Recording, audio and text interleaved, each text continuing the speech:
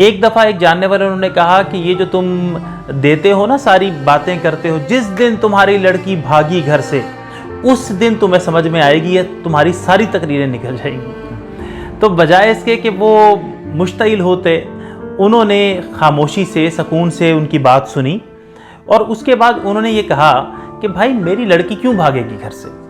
مطلب جہاں وہ چاہے گی میں مناسب دیکھ بھال کے بعد اس کا وہاں پہ خدا کی رضا سمجھتے ہوئے نکاح کر دوں گا، لہٰذا اس کے بھاگنے کی نوبت ہی کیوں آئے گی؟ اس لیے ہمیں یہ جو ہماری نفسانی قسم کی غیرت ہوتی ہے نا، انورٹڈ کاماز لگا لیجیے، اس کے اوپر مکمل کنٹرول رکھنا ہے۔ مطلب کہ ہمیں خدا کے سامنے بچنا ہے، اس کی فطری ہدایت کو ماننا ہے، یا معاذ اللہ اس کو اپنے سامنے جھکانے کی کوشش کرنی ہے۔ والدین جو ہوتے ہیں، بڑے جو ہوتے ہیں، وہ فیسیلیٹیٹرز ہوتے ہیں، سہولت کار ہوتے ہیں، تھوپنے والے نہیں ہوتے، اکڑو نہیں ہوتے، دھونس جمانے والے نہیں ہوتے۔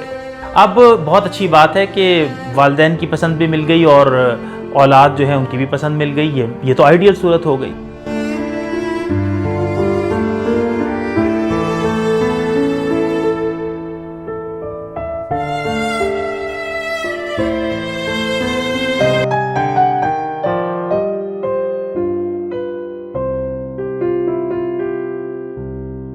السلام علیکم۔ ہمارے ایک دوست بڑے مشہور تھے اصلاحی سرگرمیوں کے اندر، ایک مسجد کے اندر خطبہ بھی دیا کرتے تھے۔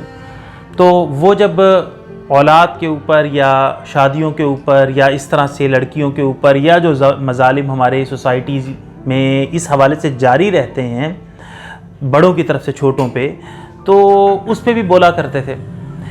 ایک دفعہ ایک جاننے والے انہوں نے کہا کہ یہ جو تم دیتے ہو نا، ساری باتیں کرتے ہو، جس دن تمہاری لڑکی بھاگی گھر سے اس دن تمہیں سمجھ میں آئے گی، تمہاری ساری تقریریں نکل جائیں گی۔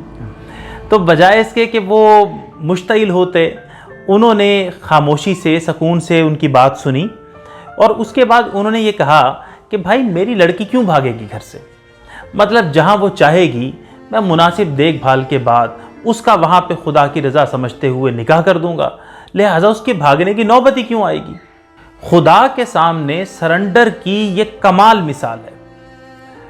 مطلب جب بغاوت ہو جاتی ہے نا، نئی نسل بغاوت کر دیتی ہے، پھر ہم مینے مارتے ہیں، کوسنے مارتے ہیں، باتیں سناتے ہیں ہزار، لیکن بغاوت کیوں ہوئی ان اسباب پہ غور نہیں کرتے۔ اصل چیز، اصل اہم جو ہوتا ہے وہ نتیجہ نہیں ہوتا، وہ ہوتے ہیں اسباب۔ تو اسباب پہ ہم غور نہیں کرتے، اس لیے ہمیں یہ جو ہماری نفسانی قسم کی غیرت ہوتی ہے نا، انورٹڈ کاماز لگا لیجیے، اس کے اوپر مکمل کنٹرول رکھنا ہے۔ مطلب کہ ہمیں خدا کے سامنے بچنا ہے، اس کی فطری ہدایت کو ماننا ہے، یا معاذ اللہ اس کو اپنے سامنے جھکانے کی کوشش کرنی ہے۔ صاف بات یہ ہے کہ اس تعلق میں، جسے ہم ازدواجی تعلق کہتے ہیں، اس میں اولاد کا حق فائق ہے، جنہوں نے پوری زندگی ساتھ گزارنی ہے۔ باقی جتنے بھی رشتے ہیں وہ بعد میں آتے ہیں۔ والدین جو ہوتے ہیں، بڑے جو ہوتے ہیں، وہ فیسیلیٹیٹرز ہوتے ہیں، سہولت کار ہوتے ہیں، تھوپنے والے نہیں ہوتے، اکڑو نہیں ہوتے، دھونس جمانے والے نہیں ہوتے، وہ فیسیلیٹیٹ کرنے والے ہوتے ہیں، سہولت دینے والے ہوتے ہیں۔ اب بہت اچھی بات ہے کہ والدین کی پسند بھی مل گئی اور اولاد جو ہے ان کی بھی پسند مل گئی، یہ تو آئیڈیل صورت ہو گئی۔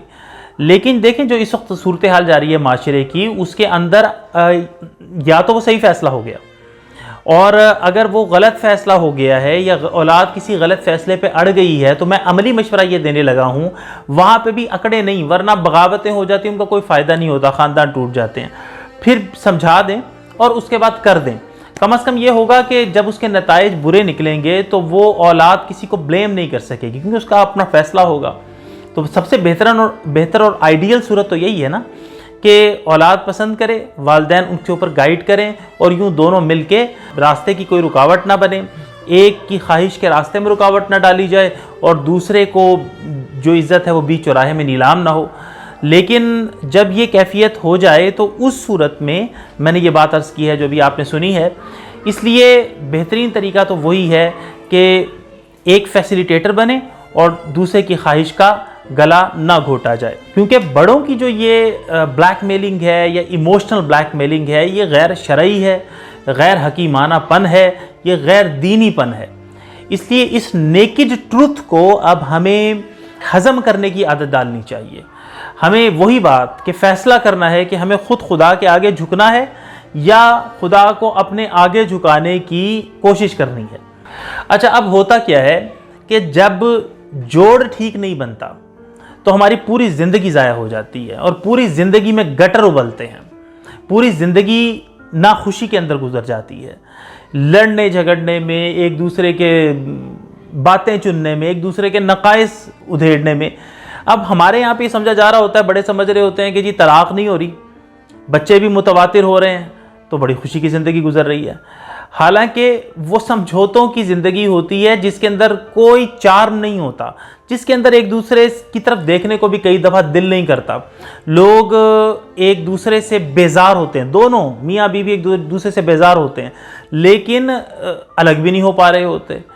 یعنی یہ کوئی اس معاشرے کی عملی مثالیں ہیں۔ مجھ سے کے پی کے ایک صاحب نے رابطہ کیا، کہنے لگے کہ جی انہوں نے درس نظامی کیا ہوا تھا، کہنے لگے کہ جی ہمارے گھر کے اندر میری کزن سے شادی کروا دی گئی، اب ہم دونوں ایک دوسرے کو اس حوالے سے کبھی دیکھتے ہی نہیں تھے، پسند ہی نہیں کرتے تھے۔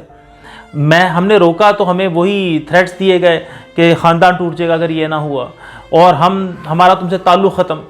کہتے ہیں جی اب شادی ہو گئی ہے، گلے پڑا ڈھول ہے جو بجا رہے ہیں، میں بھی بیزار ہوں، وہ بھی بیزار ہے۔ یعنی یہ بہت غیر فطری بات ہے۔